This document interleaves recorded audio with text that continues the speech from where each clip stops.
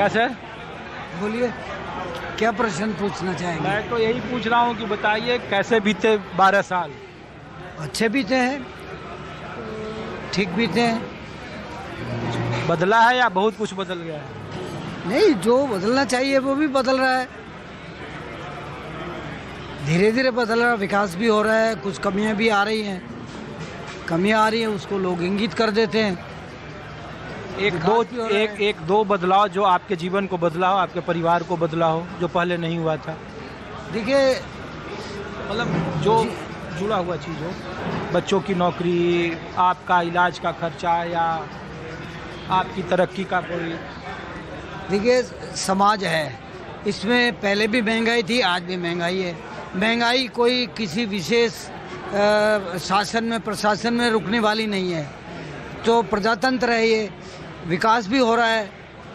और कुछ लोग आलोचनाएं कर रहे हैं, करते हैं आलोचनाएं, तो नेहरू के शासन में भी होती थी, बाद में और दूसरे दल आए उनके शासन में भी होती है। नेहरू जी का रिकॉर्ड तोड़ दिया है मोदी जी ने। हाँ, रिकॉर्ड तोड़ दिया, लेकिन उसके समय में जो IIT, IIM इत्यादि थी, उसका मुकाबला आज नहीं है। IIT बनी, IIM बने, सुई भी नहीं थी हिंदुस्तान में, ये सारी चीज़ें बनी हैं। उसने भी उसका अपना महत्व है, नेहरू जी का अपना महत्व है, इनका अपना महत्व है। इन्होंने नेहरू का रिकॉर्ड तोड़ा, ठीक है, कोई बात नहीं। चलिए, शुक्रिया आपका। बताइए सर, बताएं। कैसे बीते 12 साल?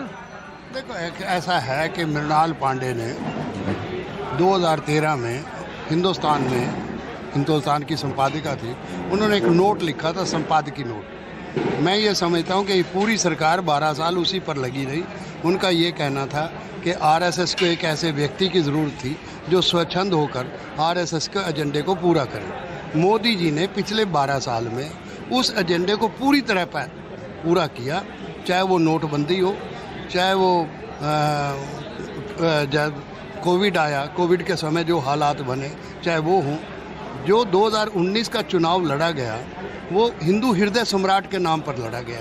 इसका मतलब हम मान के चलें कि इस सरकार ने दो ही काम किए, हिंदू मुसलमान के बीच में खाई पैदा कर दी ताकि हिंदू वर्सेस मुसलमान हो जाए और मुसलमान के नाम पर वोट लिया जाए। अब ये पिछले सर, जो आप कहते हैं कि ये एक आम आदमी को RSS से क्या मतलब है? एक आम आदमी को इससे क्या मतलब है कि राघव चड्ढा पंजाब में अपने 6 सांसदों के साथ क्यों चले गए?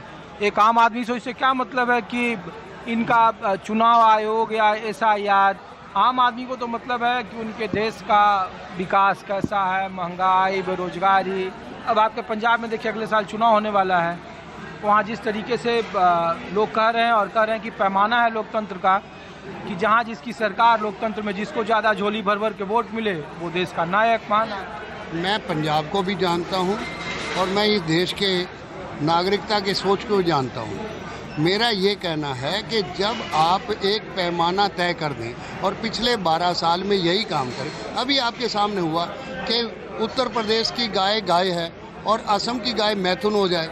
मैं ये पूछना चाहता हूँ, अब चाहते क्या, इस देश को क्या बनाना चाहते हैं? सवाल भूखमरी, गरीबी की बात है। मैं एक बात आपसे और कहूँ, गांधी 1917 में चंपारण से निकल कर आए। गांधी को पता था कि ये देश धर्म आधारित है। वो खिलाफत मूवमेंट के साथ क्यों खड़े हो गए, वो बाबा खड़क सिंह के साथ क्यों खड़े हो गए? ये सोच जब तक हम क्लियर नहीं है, हम लेकर आते हैं कि इसको भूख है, कि इसको भूख नहीं है।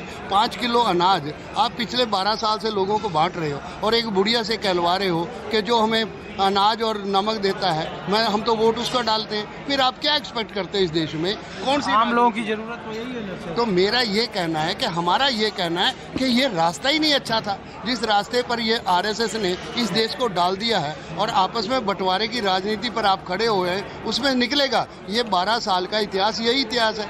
इसके बिना और कौन सा इतिहास है? मेरा ये कहना है, बाकी तो आपका।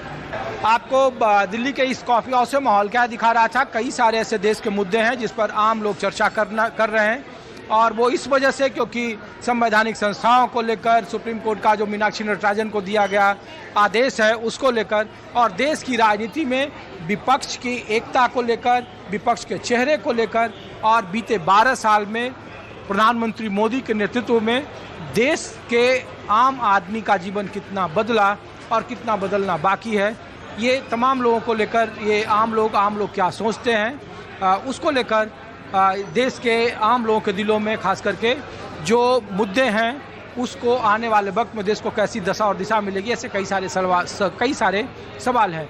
फिलहाल अपने सहयोगी उमेश सिंह के साथ ऋषिकेश कुमार को दीजिए इजाज़त। आप देखते रहिए News 24।